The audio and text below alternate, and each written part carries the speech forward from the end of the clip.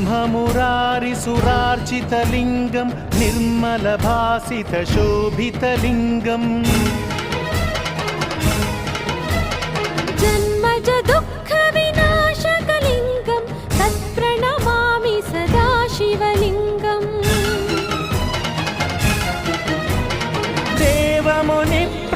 देवमुनिप्रवरार्चितलिङ्गं कामदहनकरुणाकरलिङ्गं रावणदर्पविनाशकलिङ्गं तत्प्रणमामि सदा शिवलिङ्गम्